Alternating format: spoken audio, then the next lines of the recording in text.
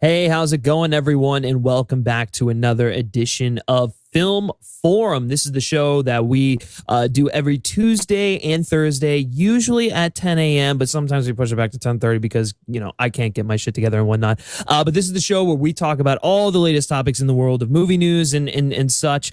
And then also where the show is basically dictated and determined by you, the audience. This is part of what we do with our Patreon over on the Film Speak Patreon. We have our patrons over there suggest topics, and then we select those topics and then incorporate them into the show. Our lead topic for today, Jonathan Majors. We want to see him as Green Lantern after his sort of like rise to stardom and stuff like that.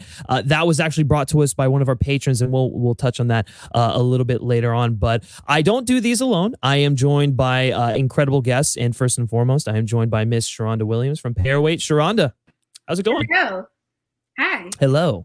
On the lunch break, working, talking about movies. So excited. Yeah, exactly. Well, you know what? When I was selecting the topics for today and everything, and the suggestion of Jonathan Majors as like John Stewart came in, I'm like, oh, she's gonna love this. I'm like, she's. Yeah, I know. He's. No. Yeah, no, 100%. And of course, we're also joined by Jared Buckendahl from J Buck Live. Dude, how are you doing? I'm doing well. I feel like I was just here 2 days ago, so let's do some news stuff now rather than some Lovecraft. Yeah, for sure. That's right. We did have you. And actually, Elliot from Movie Files will be on over, and I guess in a few minutes whenever he logs on and stuff like that. But he will be joining us as well, another member of our Lovecraft Country after show and stuff like that. But actually, Sharonda, you started a live after show for Lovecraft Country. And I have to say, just watching it, and I know you don't do like a whole lot of like live after shows and stuff like that, I thought you knocked it out of the park. I was really scared. I had to have a drink to loosen myself up. But yes, I did my first live after show. It was great. Got to get the time down though. But we were having a little bit too much fun. But it was No, but that's good. It was good. No, I thought you guys you brought on like some amazing guests, and they had like incredible insight and everything. And it just, I think the big takeaway for me was just like watching. I was just like, oh yeah, this is a lot of fun. So. But that's awesome because like I know Zach and I have been on you for ever to basically do like live recaps of because you cover TV all the time, it's like all I do is watch TV. I watch TV while I work. That's what I do. I know. Oh man. But you finally started, so I appreciate it for that push that you gave me. Thank you. Yeah, of course. No, you really knocked. You killed it. So, but anyways, yeah, Jared, what's new with you? What do you got going over there on the J Buck Studios? A whole lot of nothing. I mean, Tuesday nights I do my live show similar to this. So I love when you invite me over because it very much cuts down on the time I have to collect news stories because I just mirror your show. That's good. Yeah. That's true. Because you do those on Tuesdays, right? Yep. Tuesday nights. Yeah. Yep, there you go. You can just piggyback off of this, basically just regurgitate everything you've said on this show. Copy and paste, man. Exactly. It's easy. But anyways, guys, we do cover a lot of news on this show, so we'll get to that. But also, we do take your live questions if there's time at the end. So feel free to start sending in your live questions in the chat there, and we'll try and get to that as soon as possible. All right. So we're gonna start things off here. Let me pull up my notes real quick. So we're going to start things off here with Space Jam 2. We got our first look at the Toon Squad jerseys for Space Jam 2. And I don't know. I mean, I got a little picture up here I'm going to pull up. This is what they look like. There's LeBron James. There's the Toon Squad jersey. I gotta be honest, it didn't really do much for me, especially when you compare them to the Michael Jordan ones. Like those just felt like that was like classic, but it had like the nice Looney Tunes spin on this. This, I don't know, it's just kind of like a weird thing. I don't know. It feels like a weird. It's like if the Toon Squad had like a bizarre alternate jersey that they only wore like once a year, it would be this jersey. You know what I'm saying? Like this is the away jersey. This is right. It's the away jersey. But Sharonda, starting with you, do you have any thoughts on the Toon Squad jersey? I like a lot of color, so I'm loving the color. I think it's one of those things you really have to see what it looks like once you actually see them like on screen with the other, Toon Squad. But I don't know. I guess I'm more so just trying to see what the animated characters will look like in the actual outfit. Yeah, I think yeah. that's gonna do it. Like that would do it for me to see what it looks like. But especially since there'll be different colors too. So now that I'm thinking about it out loud, I just had that mental talk with me out loud. I don't know. Yeah. All right. Okay. I had okay. to put it in perspective. Yeah. It might be a lot, but I'm going to reserve judgment until I see the other characters. Yeah. Okay. Well, that's fair. Honestly, because you're right. It might look better on the Looney Tunes than it does on LeBron James. For whatever reason, that's kind of a weird thing to think about. Yeah. Jared, what are your thoughts on the Toon Squad jersey reveal? So Griff, you're saying a cartoon animated, the version of that's gonna look way better, which it might. The colors and stuff might pop. Man. I didn't even know that. Like, I noticed this, I think, late last night, and I was like, "Whoa!" They finally released like what the jersey's gonna look like. And sure, it didn't completely pop for me. The colors are there. You can see how this is, a version of that first jersey. But as a kid that grew up, like, the first one is so nostalgic. Like, I was the perfect age to watch that first movie. So I'm just hoping that magic, that spark is there. This jersey, it looks great, but I don't know if it's gonna wow me into, like, I'm excited for this movie. Kind of like the first look at the Batman outfit did a lot more than this first look at this jersey. Yeah, okay, that's fair. And we do have Elliot from Movie Files here. Sorry, man. I guess no worries, man. I don't know what happened with the link. I thought I sent you the link and everything, but I guess it might have been an error on my end. But anyways, all right. No worries, man. What's going on, Sharonda? What's going on, Jared? What's going on, everybody in the chat? Yeah, we're great. We're thrilled to have you. And we're talking about this beautiful Toon Squad jersey. Look at LeBron James; he looks thrilled to be wearing it. What are your thoughts on that beautiful piece of pastel athletic wear? Oh, I'm sorry, I gag reflex there. Oh no, it looks. Hey man, I grew up in the '90s. Space Jam was my jam. I'm a LeBron James fan. I'm always a defender of him. It's Kobe over LeBron for me personally, but I'm a LeBron. I respect his hustle. I respect his grind. That jersey looks gross. I hope it's I hope they change it somewhere later in the film. It's kind of like a Superman black suit thing where it's just wearing it for temporary reasons, and then going to have something better, more appealing to the eye. I just think that jersey is not for me personally, but I'm still looking forward to the film.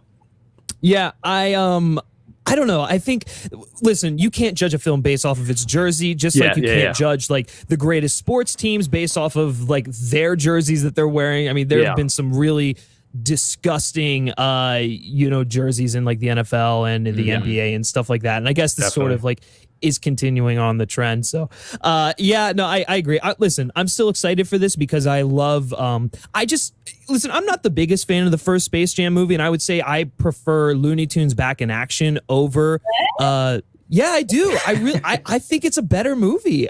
Plus Brendan Fraser. Come on. Same. It was mine too, but also like I don't know. I feel like Looney Tunes Back in Action did a little bit better. New generation, I tell you.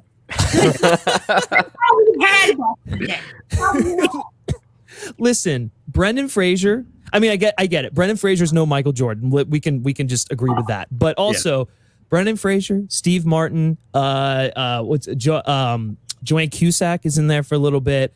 Just the way they utilize all the Looney Tunes and like, Timothy Dalton is in there. I love him too, but I don't know. It was just, I thought it was a nice, like sort of just like adventure film with like the characters, and it had more of a story than I guess Space Jam did. But you're right. I mean, Space Jam is the OG. It is the one that started that whole thing. I just hope that they can sort of like blend the elements of both of those films. Like they can take the story stuff from like Looney Tunes Back in Action, the quality, the integration of the I guess the Looney Tunes with the live action that was done so well in both of those films, and just give us something fun. Because I feel like people aren't expecting a lot. They just want to see the Looney Tunes play basketball. with like the NBA stars of today. So, right. I don't know. I mean, there's a lot of people involved in it. I mean, there's a lot of great people involved with the production team. I think that, I think we'll just be excited to see anything at this point. Like once we get honestly, that's a good point. Honestly, that could bode well for Space Jam. And actually, just thinking about it, I can't remember if this is true or not, but isn't Ryan Coogler involved in the film too? Yep. Mm-hmm. Yep. Producer, Yeah. I mean, at the end of the day, they're gonna get coins. It's LeBron. They're gonna get all the merchandising. You're gonna see all these little bad kids running around in this jersey. They're gonna get buku money off of the space. Okay. Definitely. Yeah, that's true. It is a really good If they're gonna come out with a shoe, you know it gotta be a shoe involved. Oh shit, you're right. Damn it. And isn't there rumors too where we're getting like Pennywise and a bunch of like Warner Brother other characters? What? Well, I read that there's some cameo of like a bunch of Warner Brothers. Is this a new scoop right now? Is Elliot, Elliot breaking scoops? Correct me in the comments, guys, but I thought I read an article that it was supposedly some leaked like mini teaser showing like a bunch of Warner Brother characters. Like I said, Pennywise, The Mask. It was like a bunch of characters that came up. So I may be wrong, but I thought I saw that a couple weeks ago. But yeah, that interests me. Yeah, right. Hey, I mean, that right there got me more excited than the jersey. Then you're telling you that got you more excited than this? Just a little bit. Just a little bit. Here in the chat now, apparently the Joker, Pennywise, and someone else is supposed to be in it. So yeah, I guess cosmic book news is where it's at. So yeah, okay. Wow. All right. So this is more than Looney Tunes. This is Warner Brothers just taking all of their characters and just they're going in. They're like, all right, LeBron James is going to team up with Batman, Superman, the Justice League, the Looney Tunes, the Animaniacs, Space Jam cinematic universe. There you go. It's printing money. Yeah. Actually, I shouldn't be surprised. Kieran Langer saying there's a grainy image, a leaked image too. I believe 3C made a video on it. Of course, 3C made a video on it. He's the I know he's on top of everything, and he's the Space Jam 2 guy, right? So I guess I'll have to go watch that then. I didn't realize that was happening, but. Anyways, guys, before we move on to our next topic, what do you all think? Do these jerseys, let me pull them up one more time for you. Do these jerseys get you excited for Space Jam 2, or are you just going to withhold judgment until you see an actual trailer? We want to hear all about it down in the comment section below. Okay. Excuse me. So moving on. Did you see Chris? He just said Chris here? There he is, yeah. Okay, 3C saying those Space Jam leaks are real. They were from a crew preview event. Warner Brothers is bringing their IP to Space Jam. All right. Wow. Well, there you go. There you have it. Animated Pennywise, huh? I guess so. All right. Well, trust the scooper 3C. So. And hey, 3C. Yeah, there he is. Hey, Chris. Oh, man. All right. So we're going to move on to the next topic, which was actually brought to us by one of our patrons, Jared Williams from Patreon. So he asked, probably an obvious one to talk about, but DC fandom is coming up in the idea of Jonathan Majors from Lovecraft Country being cast as Green Lantern inside the DCU is exciting. So yeah, if you were just on like film Twitter yesterday or, Sunday and stuff like that, people were... because Jonathan Majors is in the latest HBO hit series and people are really starting to discover him, the obviously like people are going to start fan casting him in like comic book stuff. That's just like the way it is. And since Journey Smollett is already playing Black Canary, they don't have to fan cast her. So it's just, okay, Jonathan Majors, who is he going to play? And a lot of people were basically saying, oh, he would be a great John Stewart. He should be the next Green Lantern and stuff like that. And then it got me thinking about it, and I was just like, oh, I love this idea so much. It's so good. And, it's like everyone's thrown like all sorts of names out for John Stewart, like, Idris Elba, Mahershala Ali, I've seen thrown out there and stuff like that. But I will say, and I did a little Photoshop work here, and I'm going to pat myself on the back. It's pretty nice. It's pretty good. It's pretty nice. But I have to say, after piecing this together, I want to see it. I want to see it. Wait, so you made this? I just did a head replacement. But still, that looks pretty good. Yeah, hey, Boss Logic, man. You better watch out. Boss Logic better watch out, man. No, but dude, I'm just saying, like, I feel like I don't know, there's something just like that feels so right about it. Obviously, I mean, just not only from a look standpoint, but he's I don't want to say he's up and coming, but I guess he's sort of in that range where he hasn't like exploded onto the scene yet, sort of like, I guess, a Henry Cavill before he became Superman. And so this could sort of be like his I guess, platform for becoming like, reaching that next level of stardom that we all know that he's destined for, just based off of, Last Black Man in San Francisco, what he did in Da 5 Bloods, and then obviously what he's doing in Lovecraft Country is incredible. Elliot, I want to start with you because you are the comics expert on here. You love all things Marvel and DC and all that stuff, and you definitely have more knowledge than me when it comes to these things. Do you think that Jonathan Majors is a good choice for Green Lantern? And if not, who else would you want to see in the role?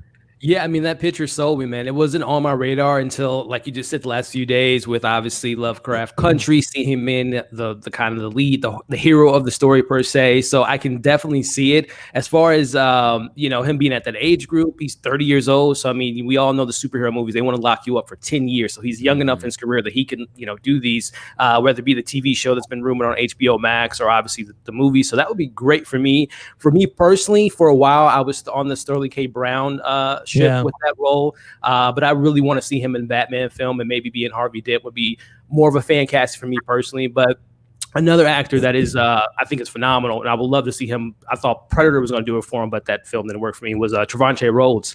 I think that he would be fantastic in that role, and I got to give some love to my boy John Boyega. I think that Marvel, Mahershala Ali as Blade, I love it. I was hoping that we may have seen maybe a younger version of Blade with John Boyega playing that role, but I could see John Boyega playing John Stewart as well. So the possibilities are endless. I see somebody in the chat saying John David Washington. That would be great as well. Hopefully we'll see what he looks like in Tenet. But all those guys I just mentioned would be great. And hopefully one thing about DC, regardless of the films, I think the only casting that people are kind of mixed about is Jesse Eisenberg as Lex Luthor, but everyone else in DCU to me has been like perfect casting. So whoever they do decide to play John Stewart or the new Hal Jordan, I think they're going to knock it out of the park. Yeah, for sure. Sharonda? So as the number one, fan of Jonathan Majors' biceps and triceps, that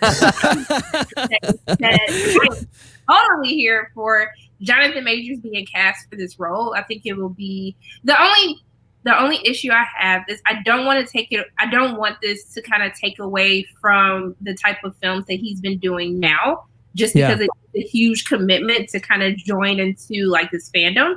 But I would totally be here for it. And just like Elliot said before, I was the Sterling K. Brown. I still, I root for everyone. Mahershala already got his check. He got his Marvel check. So don't get somebody. But I am really here for this. I would be okay if they did a TV show, and also did a movie. I just wonder how that would. Yeah, I'm totally here for this. But I know they like to keep things separate from TV and movies. But yes, that would bless my heart if they did that. And you bring up the interesting thing with the TV series, because I remember when they had that like Green Lantern Corps movie in the works, or like it was announced for I don't know, I guess whenever like Jeff Johns was still working at DC and stuff, or Warner Brothers and DC and stuff like that, and I liked that because I feel like that's probably the right way to go. Do like a space cop sort of thing, introduce different lanterns and whatnot. You can stack that thing full of like incredible talent, someone for Hal Jordan, someone for John Stewart, someone for Kyle Rayner and all this stuff like that. So I think that would probably be the most interesting way to go. But I also sort of just like the notion of we had the Hal Jordan film already with Ryan Reynolds. It wasn't good. And obviously, like, we should probably give Hal Jordan another shot, but I feel like his story is just way too, granted, I'm aware that it is very different, but I'm just saying that there's some overlap with his story and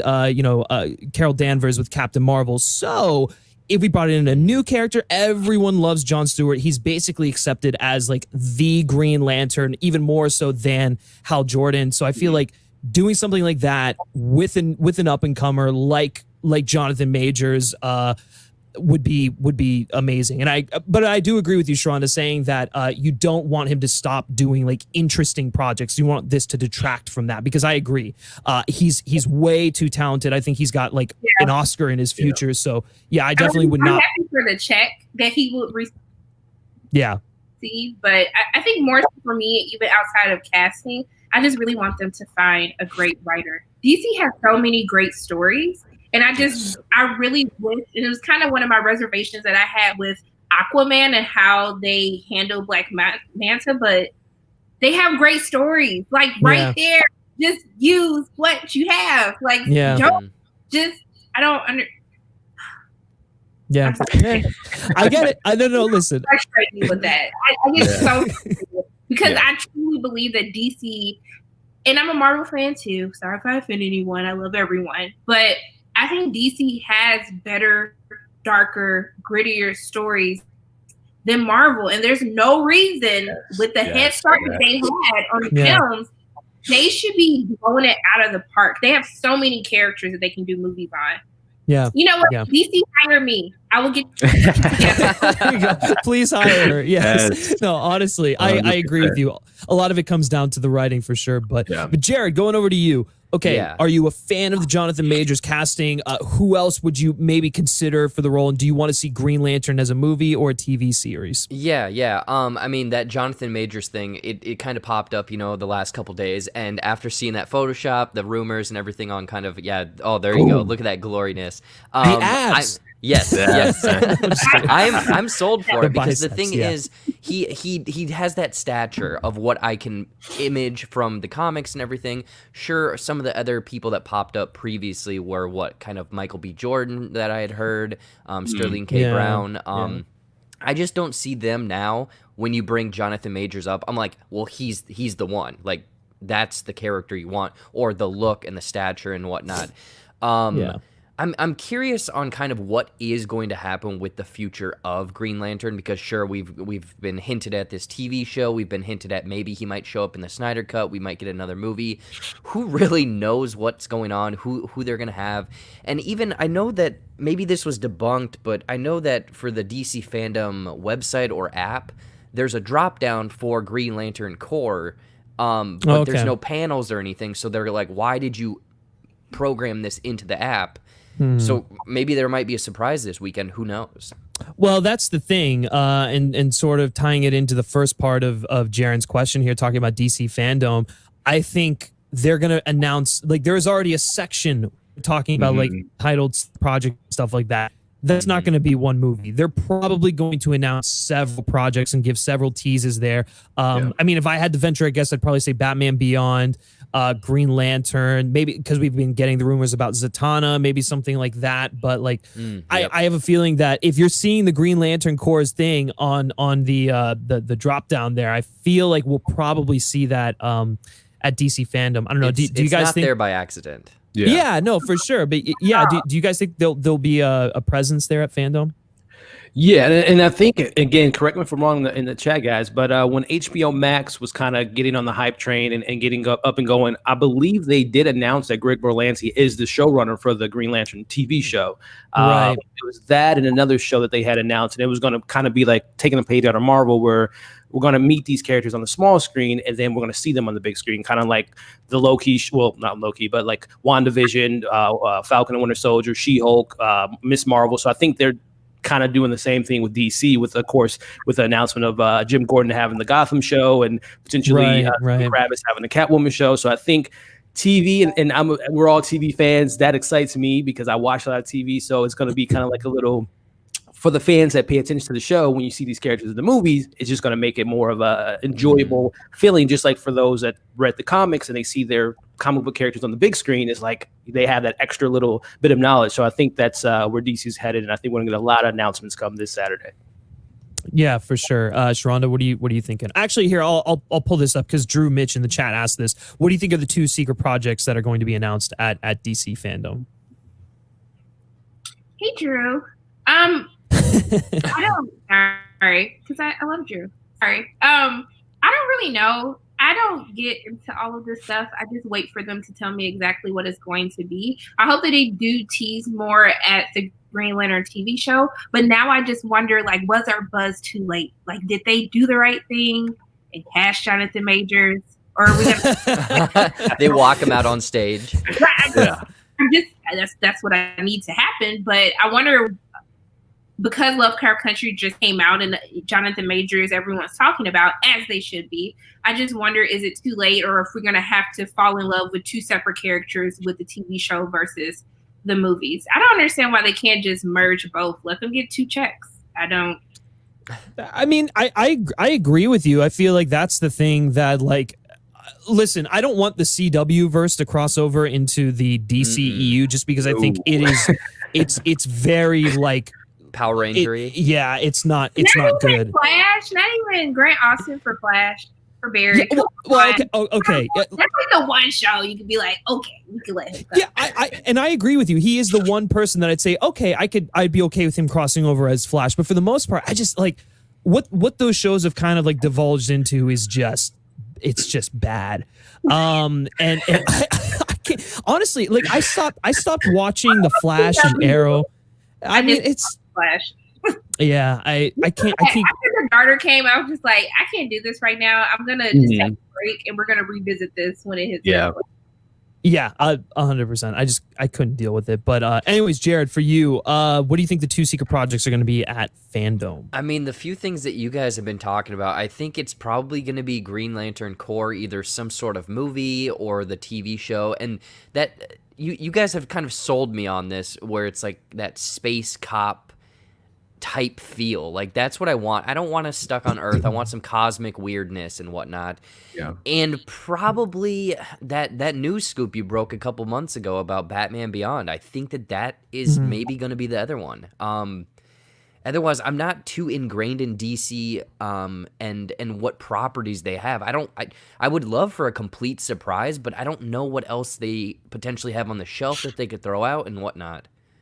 Yeah, yeah, like I said, the only 3 things I can think of that they might have on, I mean, granted, I'm sure they have many things in the pipeline, but like just based off of like the rumblings, I feel like, you know, Batman Beyond, Green Lantern, and Zatanna are like the only 3 that I can think of being announced or just being like sort of like talked about and stuff like that. Yeah.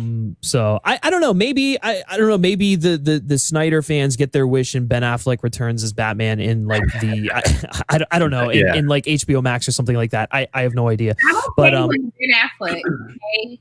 I'm totally okay with him returning as Coming Batman. back. 100%. Yeah. I love him as Batman. Yeah, same. He was great. Yeah, I agree. No, I would totally be okay with like Robert Pattinson being the Batman of like, you know, the of the Elseworld stuff, and then like having Affleck be the DCEU Batman in HBO Max and stuff like that, because they're both great actors, and I don't think Affleck got a fair shake, and I loved what he did in BVS. So, and I will say that to just to kind of wrap this up in regards to just another little fandom thing. Man of Steel 2 is still on my wish list. I want to see Henry Cavill back in a role. They seem to have forgotten about Ava DuVernay's New Gods, so I think that might be something they might bring up again.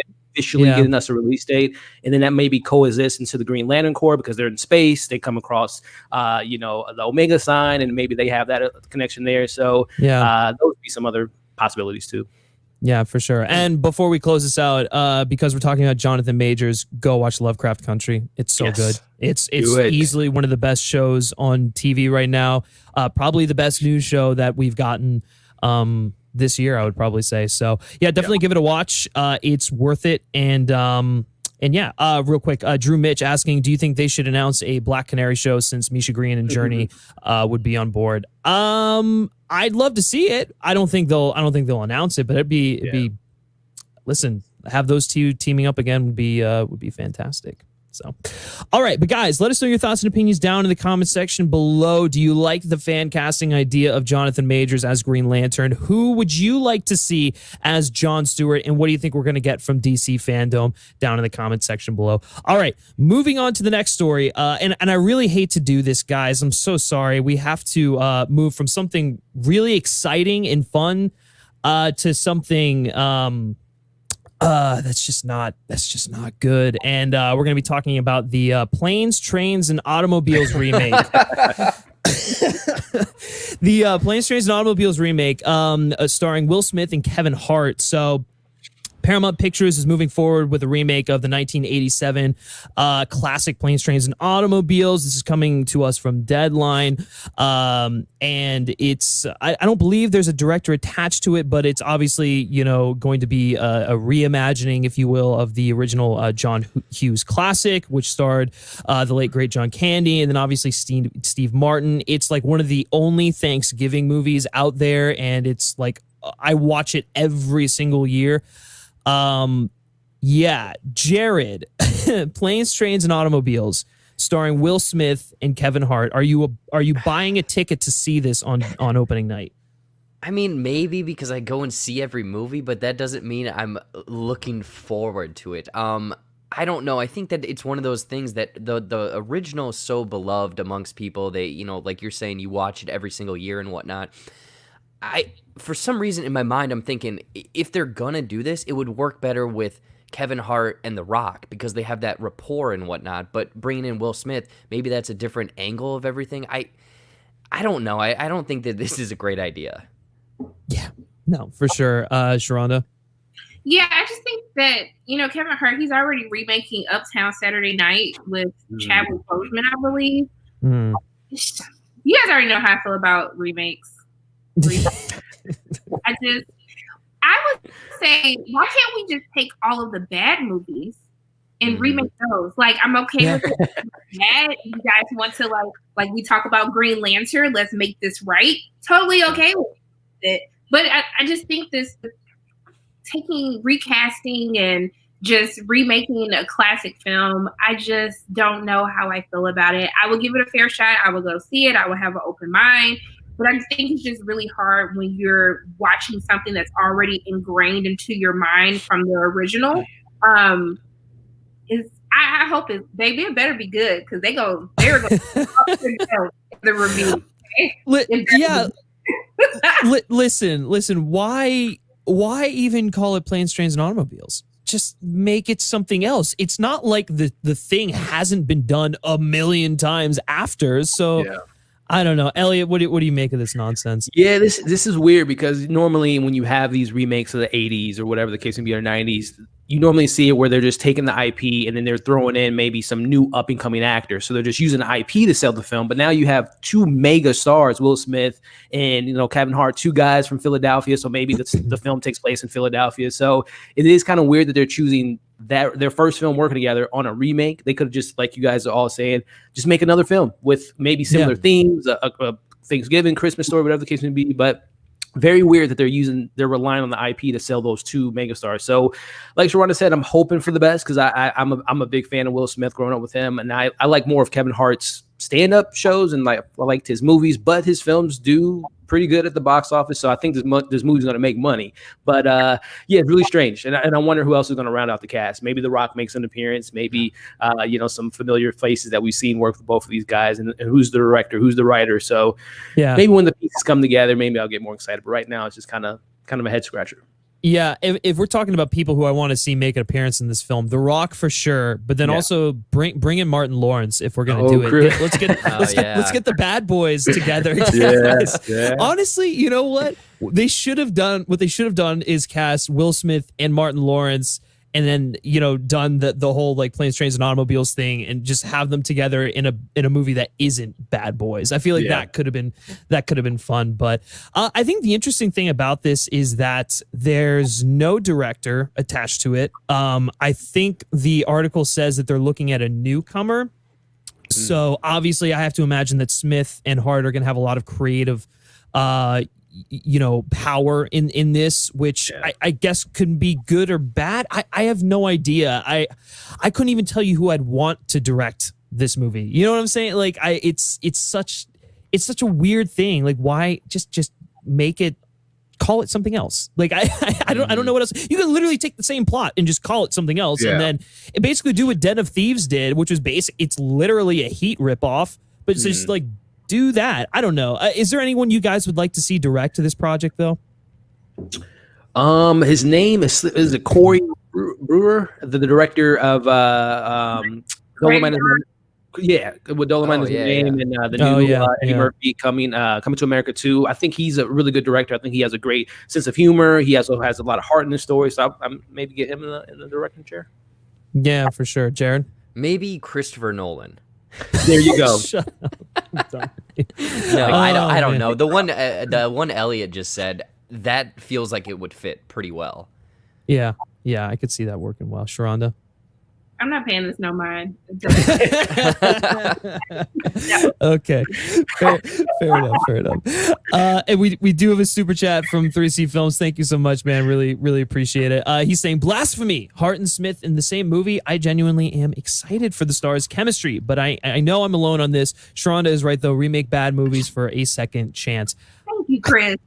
Listen, it's true. It's like, why remake the movies that have already like they're already cemented as classics? They've already stood the test of time.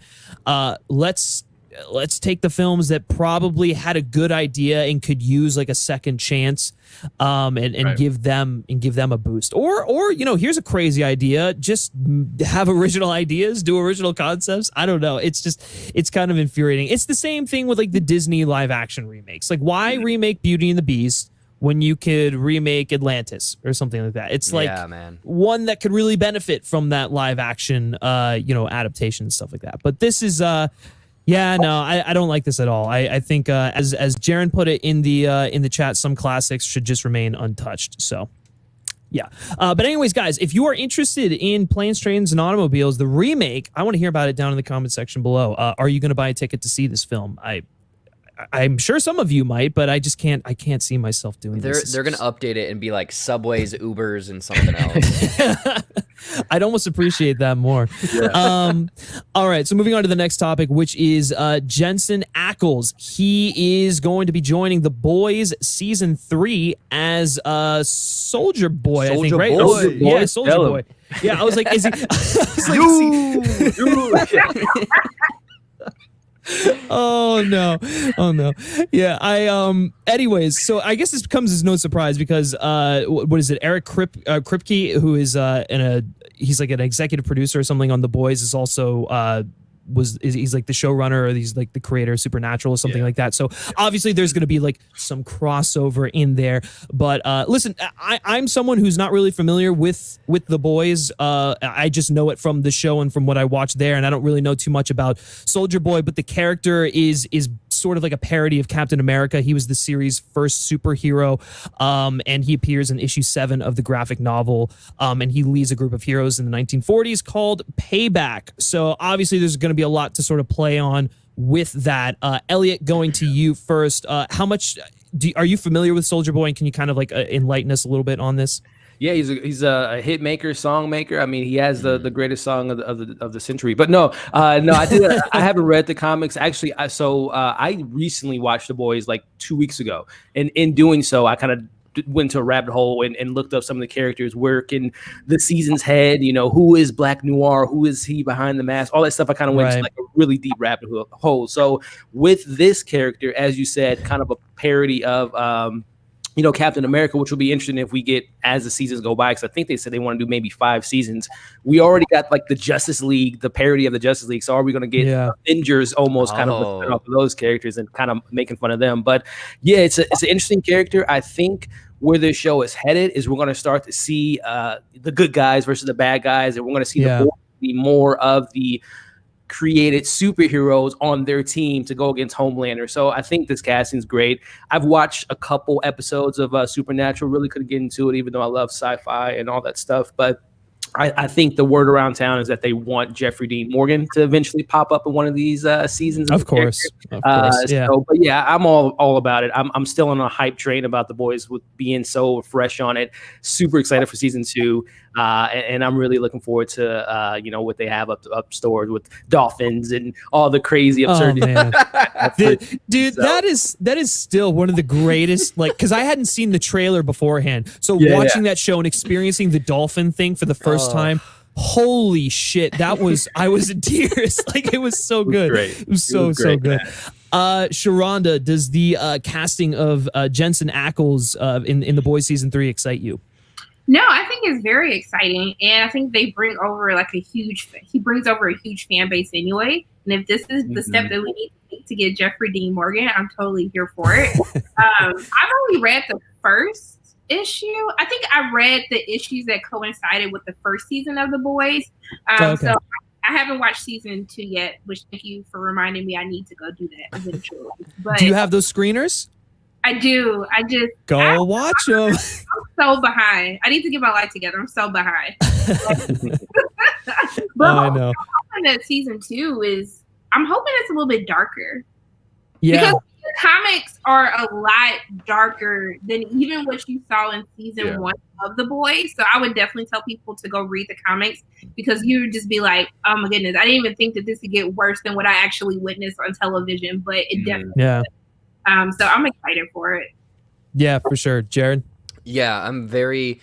I guess I wouldn't say I'm very excited for this per se character or this actor. I'm excited for more seasons of The Boys, because I think, Elliot, you probably were watching season 1 the same time I was. I think so, yeah. I'm fresh on it. I am new. I am very much looking forward to this.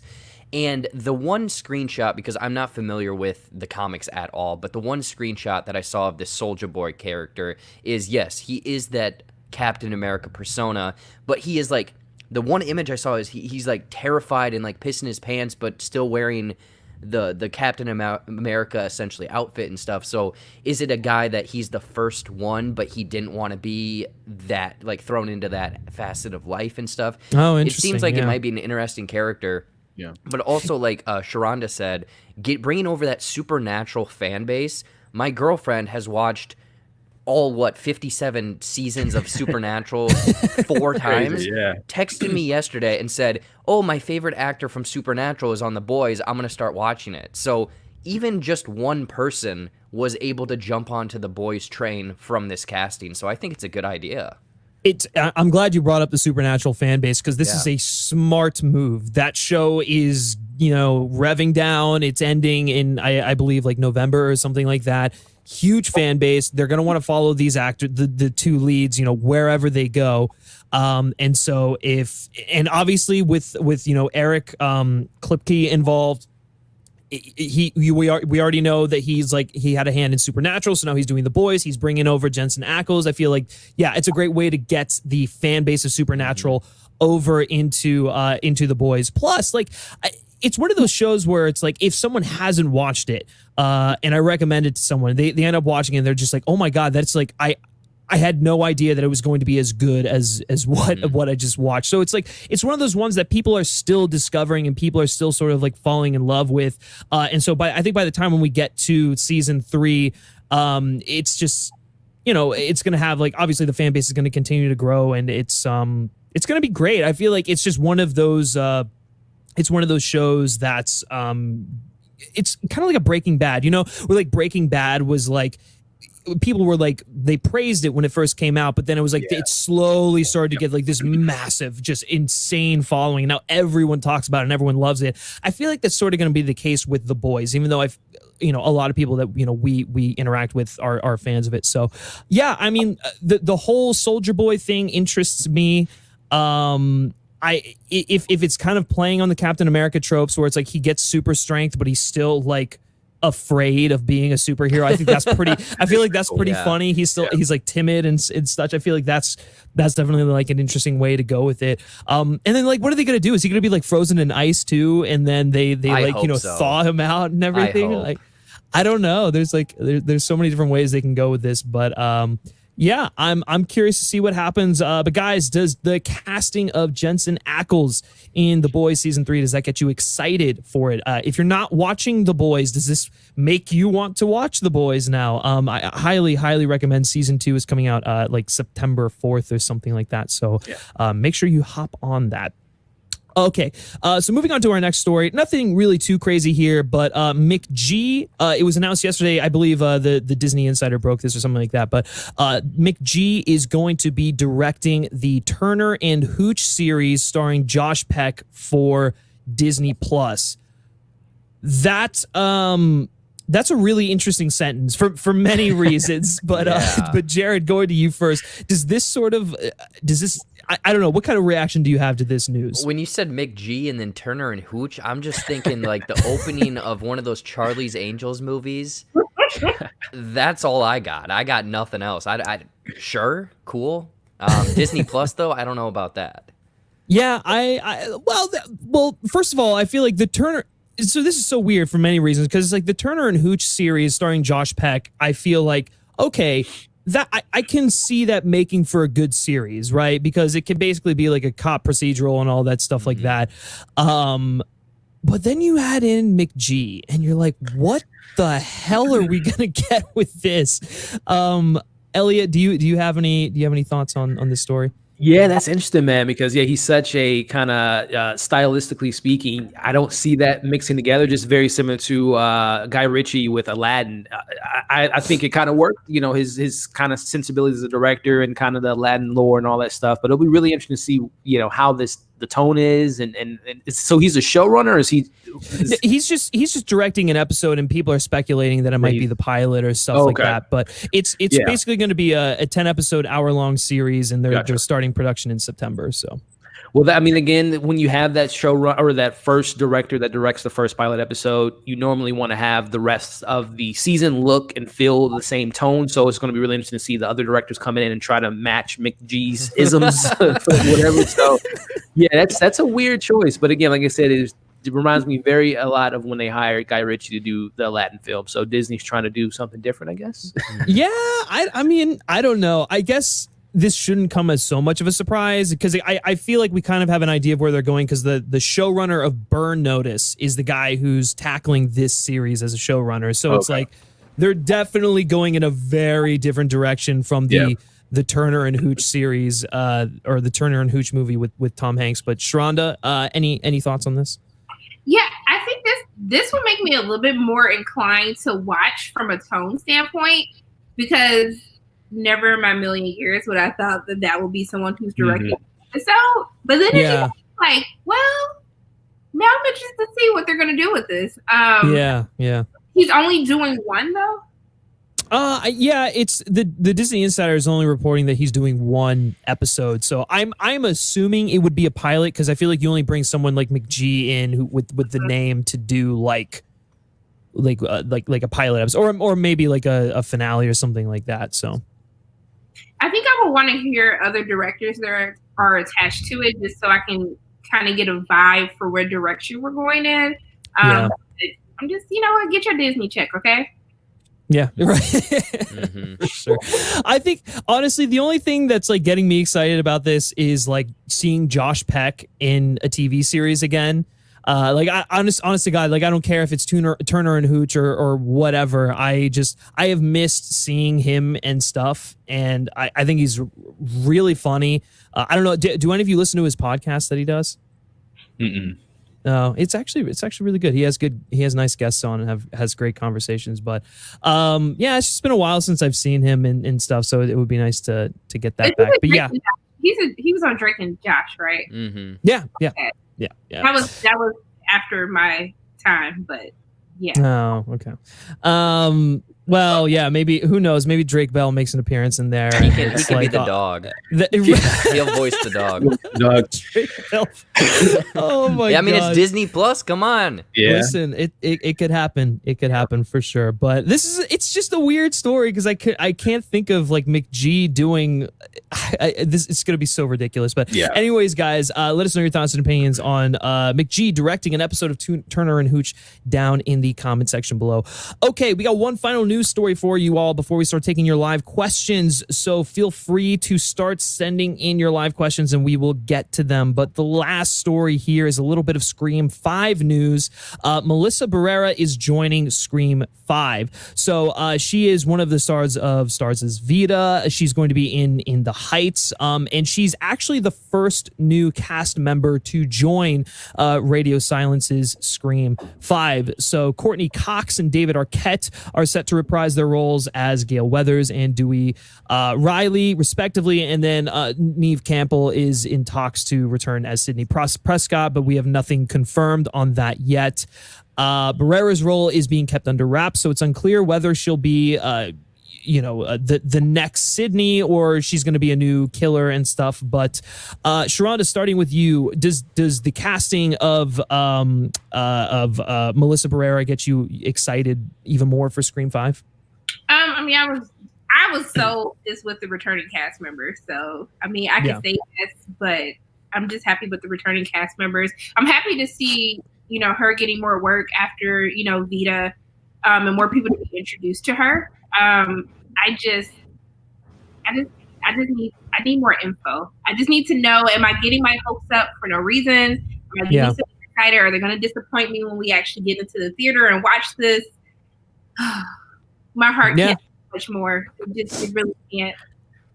I know. And actually, if 3C is still in the chat here, I know a couple of weeks ago he did a video on the leaked like casting chart or something like that, where they were actually looking for a Mexican actress to be in this role, and it was sort of rumored that she was going to be like the new lead of the film. Yeah, boom, there he is, first Latina in a Scream movie, and as a Latino, I'm pumped. Yeah, I feel like that's, if she is the main character, yeah, that's going to be awesome, because she's already proven herself with what I've seen of her in Vita, and then obviously I assume she's going to kill it with In the Heights. Jared, moving to you, any thoughts on this? I feel like 3C is just on these film sets. Like, he is just taking notes. He is filming behind the scenes stuff. That's how he has these scoops. I'm getting onto your secret there. This is great. You know, someone getting more work and up and coming and whatnot. I don't know if it necessarily gets me more excited for it, because, spoiler, I've never seen a Scream movie. I've seen scary movies. So Jared. I know. So before this one comes out, I will go back and rewatch those. I think the almost, for fans, in the perspective of that, the nostalgic of getting the older characters back probably carries more weight than this new one. But I think that it's cool that they're bringing more representation into this film series. She better not. I know that. Yeah, right. She better not. Yeah, for real. Well, Yeah. If they're to kill them. Yeah, I mean, if they're positioning her to be like the next lead of the series, with this being a reboot and probably like the swan song for many of the original cast members, if you get someone like her who is like a real up and comer who's definitely going to explode with In the Heights whenever that comes out, I feel like you can't kill her off. And going back to that casting report that I mentioned earlier, 3C saying she might play Maud, a Hispanic twin character, which I believe in that report it's like something happens to her twin or something like that, and it's sort of like, I guess, gets her involved in the Scream stuff going on there. But Elliot, going over to you, do you have any thoughts on this? Yeah, I mean, Scream, hold it near and dear to my heart, being a big horror fan, and Wes Craven and that creation and just the meta-ness of that series. And like you guys have said, it is very, like Sharonda said, it's very Scream-like to hire a big name actors, whether it be Drew Barrymore or Jada Pinkett Smith in the second one, and they have the stunt cast, and when you think they're going to be the lead, and then they kill them off within the first. Spoiler alert for Jared, they kill them off. Yeah, I know that. I know that much. But I feel like she's going to be the lead, just because, like Chris was saying, having that, being the first Latino to be in a Scream film, I think they're going to want to, have that be pretty prominent in their, the film and everything of that nature. So as far as excitement level, I'm really looking forward to this film, because I thought Ready or Not was really good. It was a fun film. It would be interesting to see if Samara Weaving's that stunt casting, if we think that she's going to be heavily involved in the film, but she goes out in the first 10 minutes. But yeah, I'm looking forward to it. I saw that fan poster looks so cool. Gets me excited. Oh yeah, man. Like really great. So give me a trailer and give me some great casting. And you already sold me. So this is just cherry on top. Yeah, no, for sure. I will admit I was a little hesitant about Scream 5 just in general, because so much of Scream is Wes Craven, and so I'm like, okay, how are they going to do this without trying to rip off Wes Craven? And then also, what are the horror tropes of and I say this every time we talk about Scream 5, but like, what are the horror tropes of today that you can make a comment on or you can like poke fun at and stuff? So I feel like there's definitely going to be, I don't know. I feel like Radio Silence definitely has their work cut out for them. But if anyone was going to tackle this, film and do it justice, I feel like these guys definitely fall in line in terms of just like tone and such. But yeah, I agree with you. I'm curious who the stunt casting is going to be. And here's a theory that basically I've kind of been saying ever since I heard about this. Maybe like killing some of the original cast members at the beginning. Like maybe we have them in there and it feels like, oh, we're in this Scream adventure, but then boom, Courtney Cox is dead. Boom, David Arquette is dead. Ooh, that gets me nervous, because I remember Terminator Dark Fate, how people were pissed what happened within the first 5 minutes, and that just ruined the whole film for them. So that will be kind of a tough thing to do, because a lot of fans would not like that. But that could be interesting. People off. I mean, you're getting our coins for this original cast.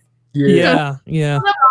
Like, oh, It's ballsy, but it's also very Scream, you know? Like I could see, like, if they get Neve Campbell, I could see her being the only one that makes it through, like, that they don't kill off at the beginning, because then she can sort of be there for, like, the new lead, and then sort of like help her get through the struggles that obviously she's going to go through because she's been there herself. So I don't know, that would be, I'm scared because I wouldn't put it past them for doing that. So if they do bring Sydney back, is it going to be kind of a Laurie Strode situation where she has PTSD from Ghostface and she's kind of on guard, she has her weapon, she's prepared for this, and she's helping this new girl find the killer of her twin sister? Is that kind of a theory we have, maybe, potentially? Elliot, are you working on this movie too? I didn't want to say it, guys.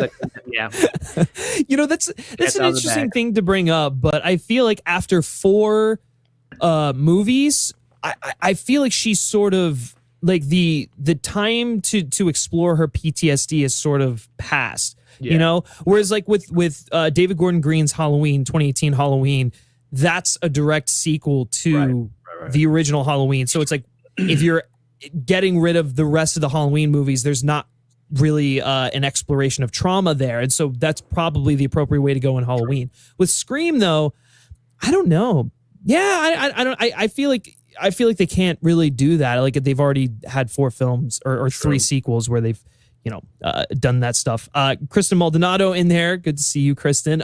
Saying maybe the new girl killed her twin sister. That's an interesting theory. We don't even have to see this movie anymore. We already wrote it. You already wrote it. Greenlight it. Yep. Oh my gosh. Yeah, I know. Anyways, guys, any final topics to add before we go into the Q&A section of this stream?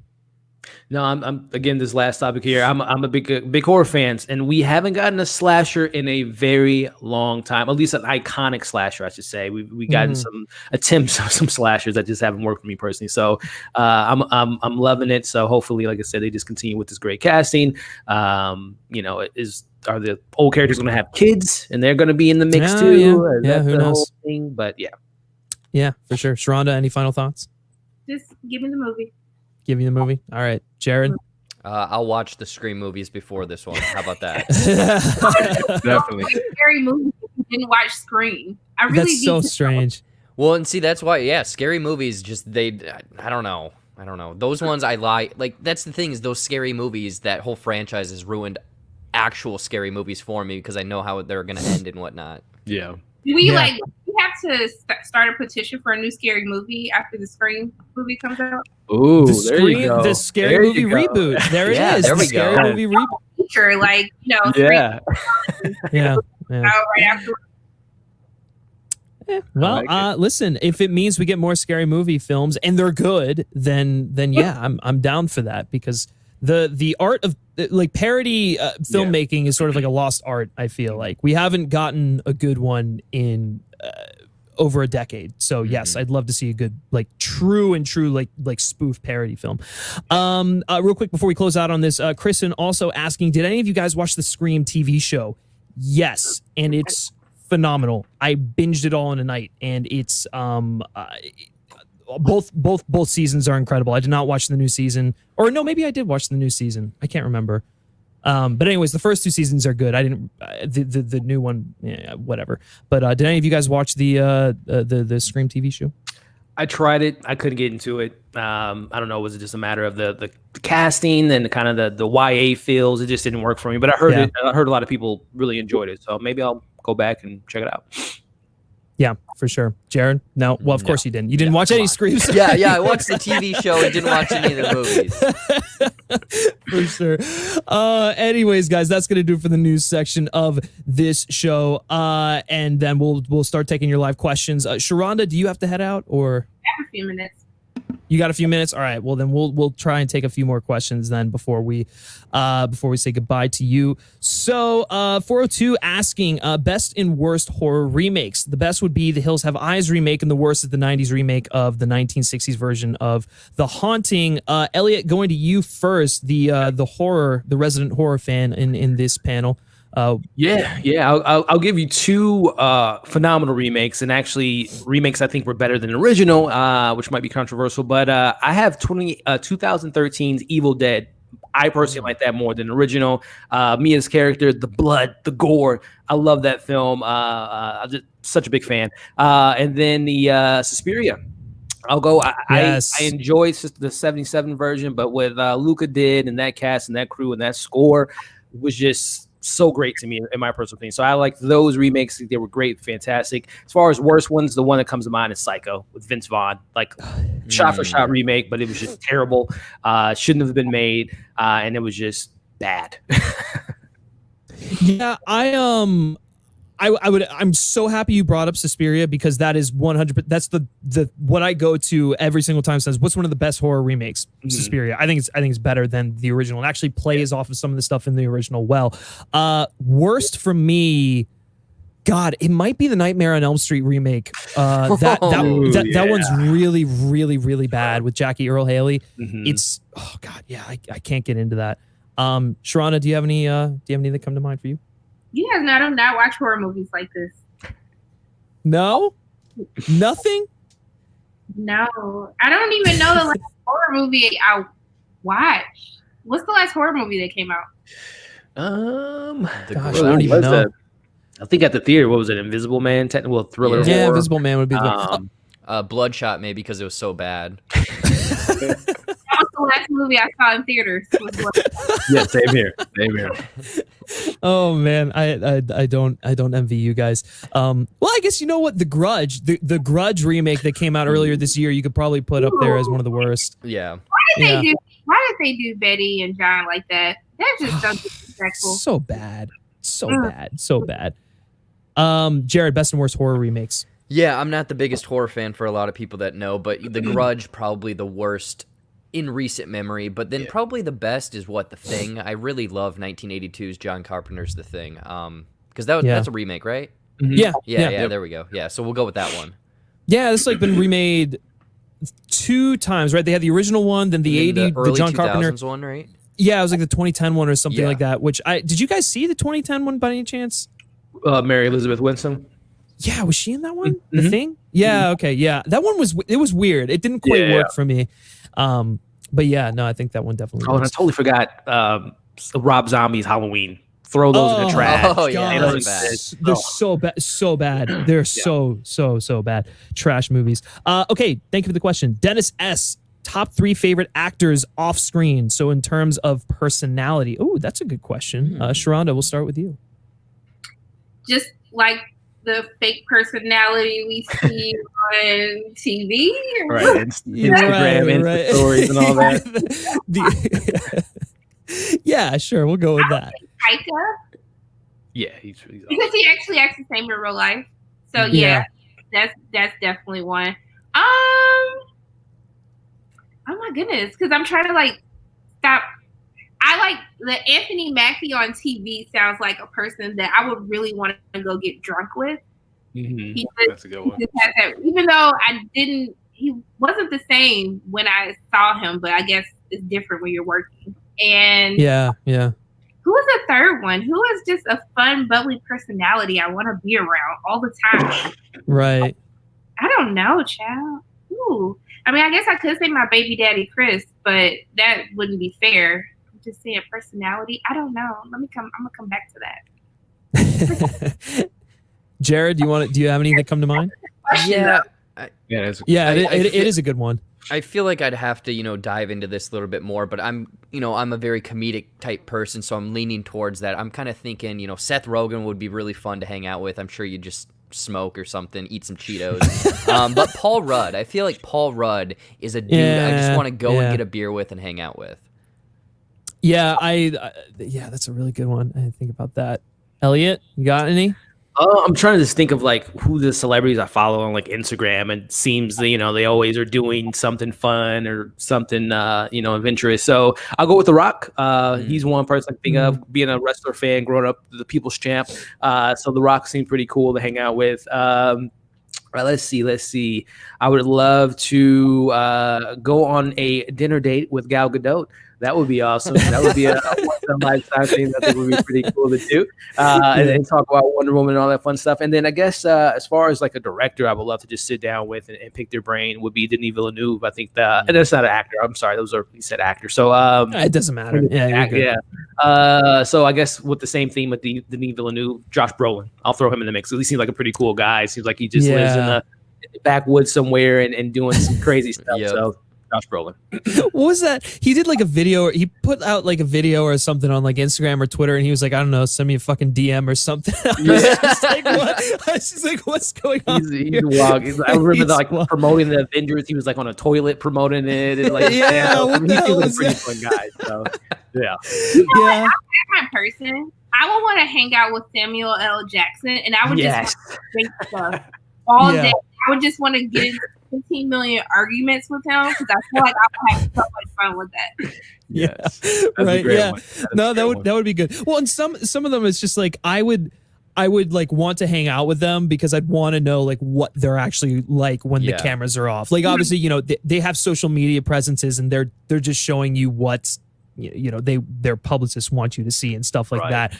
But it's like who are you when you're behind closed doors and stuff like that? I think that's sort of the interesting part about this. But I agree with you, Sharonda. I think Taika is probably one of the best just because he just doesn't give any fucks at all. He's literally who he is on screen and off screen and everything. Sterling K. Brown is someone who really carries himself like he's just like a true family man, a really stand-up guy, both, on screen, off screen, and like on the press circuit and stuff like that. So like I really, really, really love him. Man, I'm blanking on another one. It's so hard. It's really, really hard, but that's a great question. Thanks, Dennis, for that one. Really appreciate it. Let's see. Kristen Maldonado, someone you haven't collaborated with yet that you really want to. Good question, because there are so many people out there. Does anyone have an answer for this one? Well, so just recently with, Griffin and Jared, the last few months have been great, but Sharonda as well. I'm a big fan of her content, so this is a dream come true as it is. And then Kristen herself, that would be someone I would love to work with because I love her podcast that she has going. So my dreams have come true, which is great. So there you go. That's awesome. Follow that up. Yeah, do we have? I don't think we can. We really can't follow it up. There you go. Elliot's answer is the definitive answer for this one. No, thank you so much. I really appreciate that. Let's see. Okay, so Dual Inc., great to see you in here, man. I'm a DC guy, so I'm obviously going to ask a MCU question. A little hype level for Disney Plus shows. I'm definitely looking forward to the What If series. Has the MCU buzz worn off post Endgame opinion? Thank you so much for the question, dude. So, who wants to have a crack at this first? I mean, I was having a conversation with someone about this, and it was we were talking about the launch around Disney Plus, right? And it's one of those things where me personally, I feel that Disney Plus launched too early. And I think that the MCU shows were the biggest draws of Disney Plus outside of everyone needing a streaming service to babysit their kids. I think that because it's been so long and with everything that's happening with the pandemic, I do feel like the buzz has kind of worn down. Because it's just like, all these movies are on hold, but a lot of them are going to have to be put on hold even longer because we have to wait for the TV shows to come out to introduce some of these characters. So it's kind of one of those things you get excited about Captain Marvel too, but we still haven't had WandaVision before we can even figure out where we're going with Captain Marvel.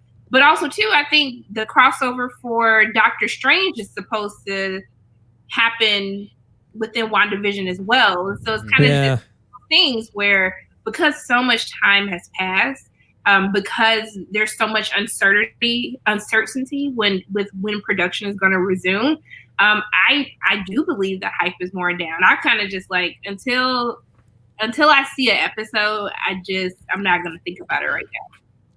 Yeah, I think you make a very valid point there, because I know for myself, I haven't even thought about the MCU in probably since like Spider-Man Far From Home. Like since the Comic-Con panel where they like announced all those shows, and then there was that they got a little bit of buzz there, and then like D23 they got a little bit more buzz, they introduced some more stuff, showed some more images, But then after that, like, I've just not been feeling the hype. Like the hype for Black Widow isn't there anymore.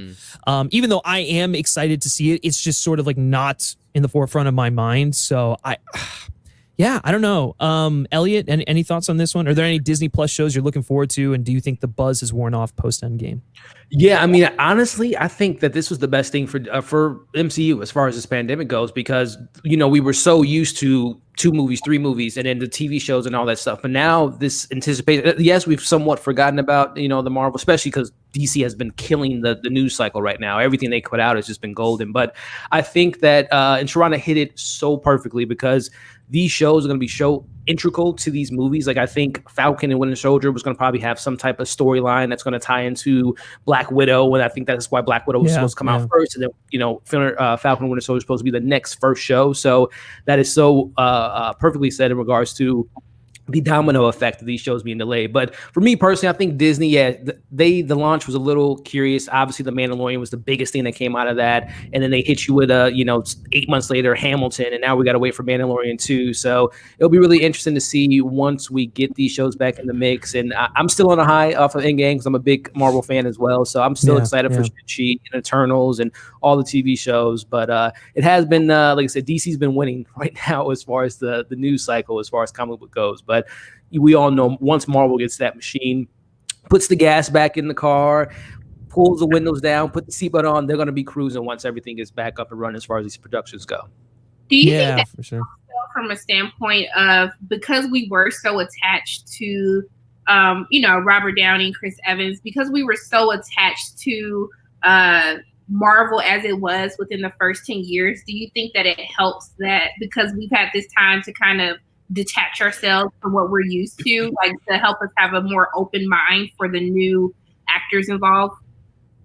I personally think so. Like, that's why I think that this pandemic is really going to help Marvel more than it's going to hurt it, because they've been able to mourn, right? We've had a full year, more than a year away from Endgame, and then obviously it's been a year since we got Spider-Man film. So this is the longest, I think, that we've gotten without a Marvel film since like phase 1. So I think that this time delays and all this stuff is just getting people more excited, more hyped up. So once Black Widow maybe comes out for $29.99 or $49.99, people are going to want to pay that. Whoa, don't be throwing those numbers out. Hey, man. Hey, I wouldn't be surprised if Disney does that for Black Widow. But I think people are just so itching to know what's phase 4 going to look like regarding these new characters. Again, Shang-Chi, the Eternals, all the announcements, when's Blade's coming out. So I think it's there in the shadows. Marvel's like, go ahead, DC, we'll let you get all the news. Oh, that's cute. Oh, you guys got DC fandom. And then once Marvel gets it back and running again, it's going to be, the hammer is going to drop and everyone's going to get excited again. So yeah, that's a good point that you guys are bringing up. I feel like honestly the break that we've gotten right now is so refreshing. It's like so nice to be able to not think about like the next MCU movie. As much as I enjoy those films and stuff like that, I feel like sometimes it can get exhausting. And it's like, obviously, like, I'm gonna watch them when they come out and whatnot, but I just like, it's kind of nice to see the conversation or the discourse sort of like shift in a different direction. And a lot of it, centering around DC stuff too, because it's like, all right, Marvel's, we see their resume with their like, the Infinity Saga and stuff like that. Let's see what DC's doing. Oh, cool. They've got like the Batman with Robert Pattinson. They've got all these HBO Max shows. It's just like, I don't know. It's just, I feel like it's a nice breather for that sort of era there. But Jared, moving over to you, do you think that the MCU buzz has worn off? And then are there any Disney Plus shows that you're excited for? Yeah. I think, again, you guys both, all of you three, hit on some great points already. This is the biggest time that we haven't had anything, but think about it. It's like this almost like artificial, not even artificial because you can't control what's going on, but it's this thing that is able to take the grand scale of what Endgame was, and now it's tempering expectations almost. Sure, maybe Black Widow is going to be this crazy over-the-top movie, but it's not the end of the world from what it looks like, and Endgame was. So it's this great thing of almost a reset. It's like, hey, we're going to step away from this for a little bit. They didn't plan for this, but it's almost going to work out in their favor. The Disney Plus thing, I think that it's a thing. They rushed it to market. they didn't have anything to really throw on the platform because, aside from what Elliot said with Mandalorian and Hamilton, I mean, we got Magic Camp last week. Did anyone watch that? I don't think so. I think it was a thing to just get money in there and see what's going to happen. But the What If series is the one that I'm so excited for because I like weird, messed up things that aren't normal. And with, maybe an episode of Marvel Zombies or, switching this character, I like to see that. And with it being animated, I believe, I mean, they could do anything. Yeah, I guess that's true. Yeah, the What If series is interesting because it allows them the opportunity to get weird and bring up different, Elseworld storylines that have been in the comics and stuff. So I agree. Yeah, that's something that interests me. And then obviously Falcon, Winter Soldier, WandaVision. I feel like those are two that I'm really excited for. But thank you for the question. Moving on to the next one here. Sharonda, are you still good? Yeah, like 5 more minutes. 5 more minutes. All right, this will be the last question then for you. What are each of you guys individually excited for DC fandom aside from the Batman and Snyder Cut? Because I feel like that is most people's most anticipated announcements. Elliot, we're starting with you. Yeah, I think for me it's the Flash, man. From not only just from Ezra Miller. This is the first time we're seeing him talk since that whole. Yes, whatever you want to call it, whatever. I don't know what that was. I really don't even know what to call it. It feels like it didn't even happen because no one acknowledged it. Yeah, exactly. So bad. It'll be really interesting to see his charisma. Is he kind of going to be reserved? All that stuff kind of fascinates me. But then just as the film, Andy Muschietti, what's the story you're trying to tell? Who's the rest of the cast? I brought up the other day that I would love to see again. I love when directors can maybe bring in some other people they worked with in the past. James McAvoy being brought into the mix, maybe as Reverse Flash or what have you, or Jessica Chastain as someone in the role, or maybe one of those kids can make an appearance as Wally West or something like that for the Flash film. But I'm really looking forward to that because again, I think that film is the biggest film for the DC because it's supposed to clean the slate. Introduce these Elseworlds is going to give us the idea of okay, we can have Robert Pattinson over here. He's on Earth 5, and we can have Ben Affleck here. It opens the realm of possibility of this multiverse. So I think the Flash film is the most important film for DC in 2022, I believe is the release date. So that one, even though it's 10 minutes, is super quick, which kind of goes into the Flash being super fast. But no, that's the one that I'm really looking forward to see. What's this story that you guys are going to try to tell? Yeah, I agree with you saying that it's the most important film on their slate because I think it's going to set the stage for their world going forward. Yeah. Sharonda, is there a panel that you're really excited for at DC Fandom? Any announcements? I just want to know what the special projects are. I really want to just see as a whole how DC can really get the fandom excited to really, just help us. Give us an inkling that they are on the right track, that they have the right people set in place, both in front and behind the camera, that they have interesting ideas to really get us excited about what's next. Yeah, for sure. Jared? Yeah, I think it's kind of a twofold situation where it's anything and everything Suicide Squad. Sure, the James Gunn movie, hopefully we get maybe a behind-the-scenes outfits poster, I don't know, something from that panel. But also there's that Rocksteady Suicide Squad video game. Oh, yeah, yeah. Very much looking forward to that. Hopefully we get a teaser or a look at maybe potential gameplay. I don't know. I think anything and everything Suicide Squad, I'm on board for. Yeah, for sure. I'm glad you brought up the game because it sold me just based off of that poster alone. I'm like, no, this is interesting. Okay, cool. Good stuff here. All right, and then we will have one final question before we close things out from Dennis S. Favorite movie in terms of comedic elements? Doesn't have to be a comedy, just about which movie got the jokes right. I like that one. Sharonda, starting with you.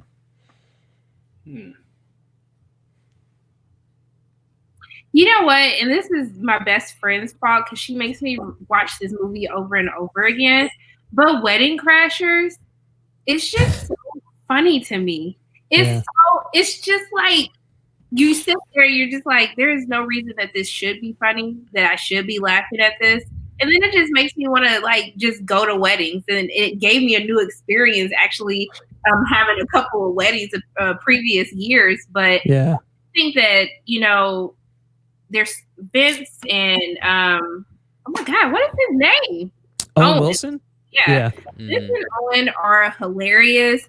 Seeing Bradley Cooper, going back after watching Bradley Cooper where he is now, actually him in Wedding Crashers, it just makes it like 10 times more hilarious now. I just thought that it was just a really wild, crazy cast, and I just thought it was right. And actually, even though this is not really Come on the Kick Drum, the breakup, which is like one of the most but fantastic, like you think it's gonna be this rom-com and then you're just depressed by the time the movie is over.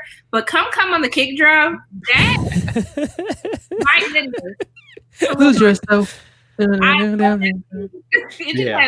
That's another great one. And even the cast in that movie, you're just like, I think Vincent D'Onofrio's in that. You're just like, how did you guys come up with these people? But yeah.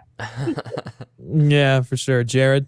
I mean, my favorite comedy ever is Dumb and Dumber, but I think I'm gonna go with I Love You, Man, because it's this bromance of awkward proportions, essentially. Like, just so many quotes of it's an adult trying to find a best friend, essentially. And it's like, how do you find a friend as an adult? And just certain quotes of like, I will see you then, or I'll see you another time. And he's like, I'm very confused. Are you coming over or not? Well, yeah, I'll come over. So it's just that where it's just very relatable almost. Yeah, for sure. Elliot? I'll go with a more recent one, with this Palm Springs, man. I thought the Groundhog Day thing or whatever, we've seen it a million times, but then having that comedic element of like, okay, if you having a bad day, you can just kill yourself in this universe and just wake up to a new scenario, right? Or just fixing your wrongs. I thought that how they played into that, and obviously, like Sharonda was saying with the breakup, how you think it's going to be just flat out comedy all the way through and through, but then it has, it talks about life, it talks about who you are as a person, and kind of redoing your life in regards to righting your wrongs. So I thought that it played on the comedic elements as we would have imagined ourselves in that situation, but again, it had a lot of heart too. So I really enjoyed Palm Springs. Can I for sure. Coming to America? I'm sorry. That's a good one. Because I just think they gave us Soul Glow. They gave us Your Queen to Be. They just gave us so much. I'm sorry. I'm done. I promise. I'm not gonna say nothing else. No. That's totally fine. Those are all great options. I feel like I have to go with The Nice Guys just because it's like it's not a comedy, but oh my god, does it just like consistently hits those comedic beats like beautifully.